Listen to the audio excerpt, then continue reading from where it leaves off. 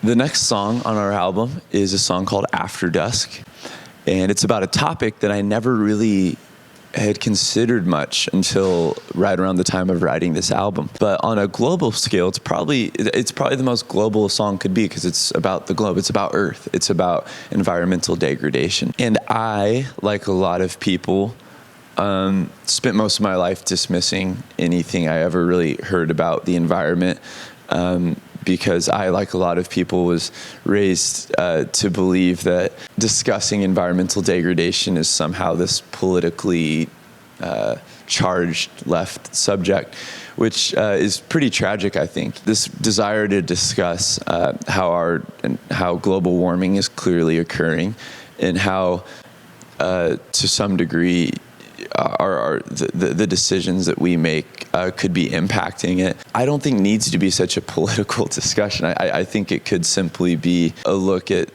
something, a very basic spiritual truth, that the decisions that we make affect other people. They affect ourselves. They affect the earth. The song opens up discussing colony collapse, which is the very well documented and strange collapse of bee colonies around the world.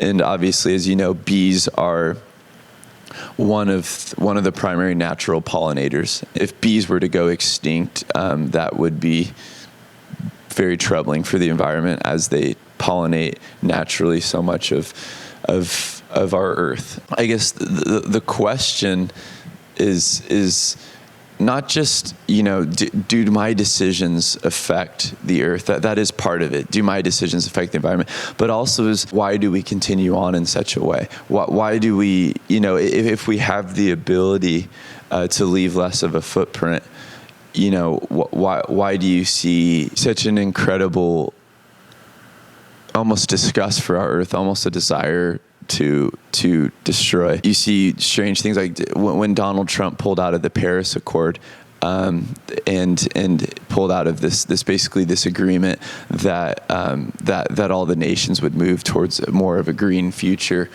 And our air quality is affected. Half of our band started from a part of California where the air is so bad, when I'm talking about the Central Valley, Bakersfield, Fresno, that there's times when there's public advisories to not go outside because the air quality is so bad. And you imagine the lung diseases that stem from that. You imagine children developing levels of asthma to extents that wouldn't naturally happen.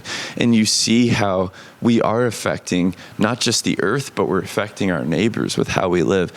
And so this kind of began a journey to me of looking at myself and just looking at the trash that I create with how I live, looking at like, what do I benefit the earth with my existence? Do I take away from the earth? And how can I be considerate of things? And it's sad to me that wanting to discuss things like air quality or ice caps melting became at some point this crazy, it's liberal propaganda, when in reality these are things that are happening, and I think that we can take responsible steps to slow the degrading effects of nature, because we all live wasteful lives in some extent. And so that's why I take a very personal approach to this song, and I say at the end of the song, I followed the harm to the side of infection, the exit wounds where we made our home. We were gorged with the earth and drunk off the seas. Now we die with the taste of decay on our tongues. And really taking a look at how much plastic that I constantly would throw in the trash, and how I was eating so much meat that not only am I contributing to this kind of insane amount of ozone deterioration that happens from cattle farming, but also, is it good for myself? Do I need this? And in the process of looking at the effects that I have on my world, I was also looking at how my own body's affected.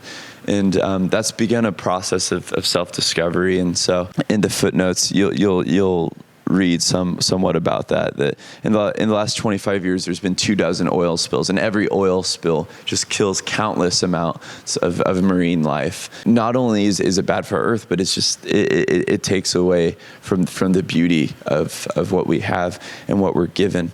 And is really an examination of, especially for maybe religious people. I started to wonder, why do we believe that we were entrusted with creation?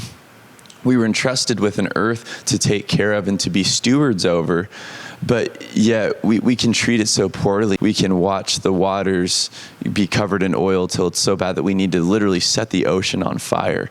And we can abuse the earth. Some would say we can rape the earth. And simultaneously, we can have these stories that God created it for us, and how these things can be held hand in hand, how this can be God's sacred gift to us, and we can also view it as just this temporary thing that we can let burn because we'll all go to heaven someday. And I think there's a really troubling question there, especially for religious people.